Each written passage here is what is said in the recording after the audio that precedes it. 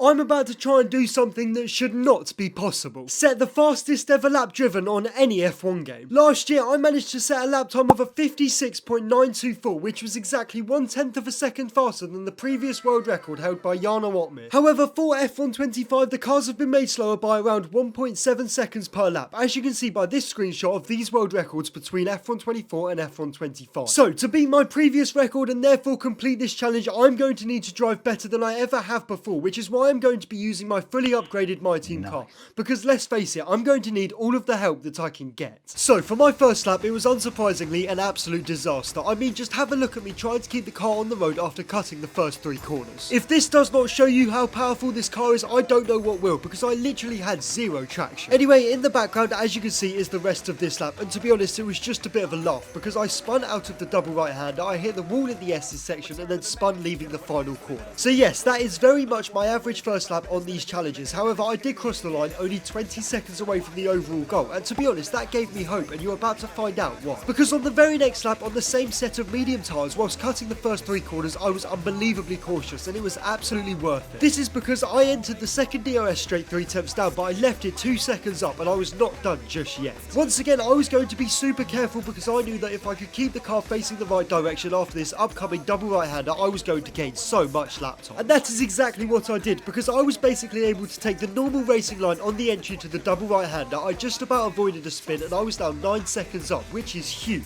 However, this lap was far from perfect, because before entering the stadium section, I almost quite literally lost the car going in a straight line. Yep, that's embarrassing, and it did cost me 2.5 seconds. So I knew that I had to make up for it leaving the final corner, because I did have a spin there on the first lap. And to be fair, I actually had a very good exit leaving the final turn. I gained a huge 5 seconds from that alone, and I improved by almost 12 seconds on that lap. And more importantly, it's now time for the soft tyres. And here is the first lap on these new tyres, and I instantly felt the difference. I was able to push so much more going through the riskier corner cutting turns, and this was gaining me time everywhere. I gained 3/10 in the first sector. I managed to have an exceptional run through the second set of turns on this track, and more specifically leaving the double right-hander, where I was just constantly improving, as this time I only had a very minor wobble, and I was now over a second in the green. Next up was the final DRS straight, where I was just half spinning through on the previous lap, and I managed to gain a full 2 seconds from, well, just driving. And I won't waste your time. Through and leaving the stadium section until the finish line, I was a little cautious so I could guarantee this progress, and this cost me a very minor 3/10. Although this did not bother me, as I just moved 2.8 seconds closer to the overall goal, and for the first time in this challenge I was under 5 seconds away from completing it, and I still had enough time for 2 more runs in Q1. So my next improvement came in an area of the track that I haven't actually spoken about much in this video. Through the S's section, I had simply not been pushing hard enough on the previous lap, so I decided to basically take it flat out, and this was brilliant. From this, I managed to gain 3/4 of a second, and as we know, there is time to find in the stadium section. Please ignore the flashback that I may or may not have used before the entrance to the stadium, because I've just gained another 2/10 of a second, and then through the final corner, I brought myself up to 1.2 seconds in the green, at least before I did this.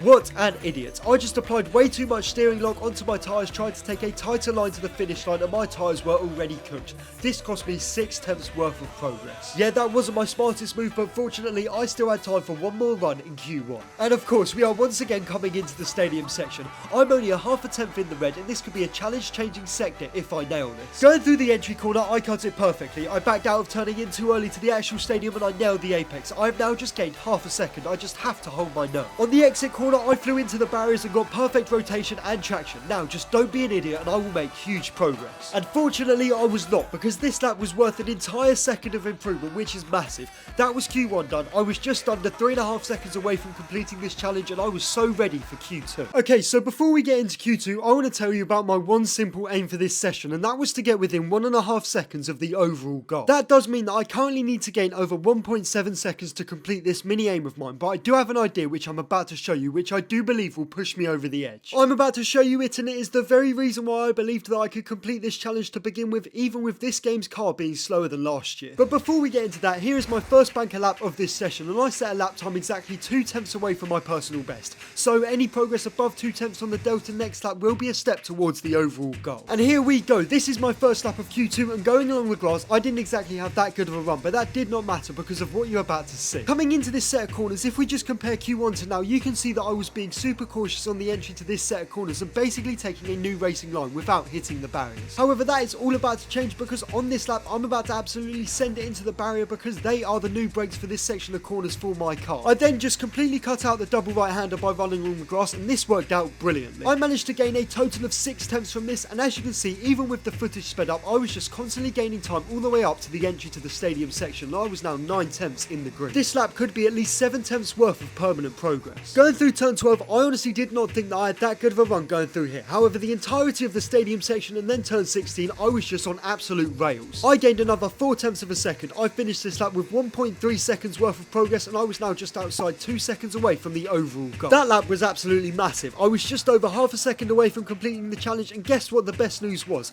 I set this lap on the same set of tyres as my banker lap, so I knew that I had time in hand. And here we go. It is time for this final Q2 lap, and to start off with, I managed to gain some of the time back that I lost through the first couple of corners on the previous lap. I was now 200ths up coming into the second set of corners, and this time I pushed the limits even more. I absolutely slammed into the barriers even harder than the previous lap. I managed to get a better exit out of my new grass corner, and I was now 6 tenths up but losing a lot of time. This continued until the end of this new extended straight as I was barely a quarter of a second in the green, and I knew that gaining time through this final sector would not be easy. Through the entry corner nothing changed, but with my extra grip I was just able to carry so much more minimum speed through the stadium section and turn 16. I had an excellent entry to the final corner and a very tight exit line to the finish line where I was just constantly gaining time until I completed my Q2 goal by quite literally 0.003 of a second, and that was absolutely brilliant. That was Q2 done, and now it's time to go and complete the challenge in Q3. So for my first lap of Q3, it was of course a banker lap to set the tone of this session, and my word it did. Because even on the same set of tyres as my Q2 personal best, I set a lap time that was only a 10.5 away from my personal best,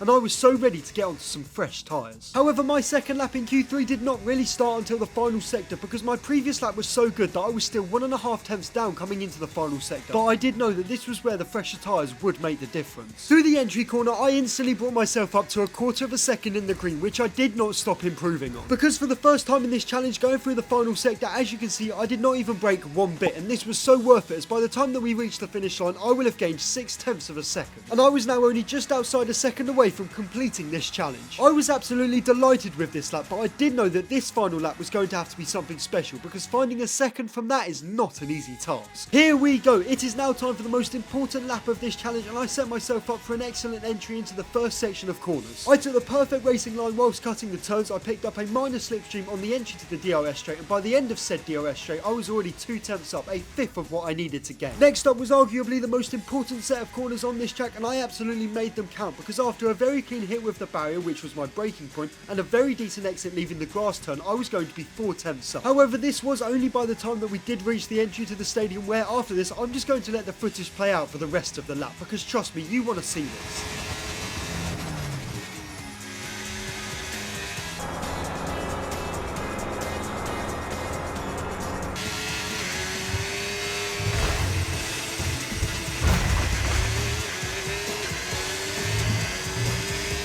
0.328 seconds. That is exactly how far away I was from completing this challenge after quite literally my best lap by an absolute mile. For me, that was perfect through every single corner. I mean, let's just run through this final sector again because how could it have been better than that? And it still was not enough. Yeah, so I'm not going to lie, that was devastating because I was convinced that that would be enough to complete the challenge, but it was not to be, and I was still so far away from completing the overall goal. So I had to fall back on good old reliable and do something that I regularly do in these challenges. Simulate another season of my team career mode and start running through some one-shot quali sessions because of one very simple reason. When you start a one-shot quali lap, you have completely fresh tyres at the optimum tyre temperature to start a hot lap, something that was a luxury to me right now, and I definitely did not have it. And it was also preventing me from getting as much grip as I could, especially in the final turns. Would this be enough to complete the challenge? Well, I'll let this lap do the talking.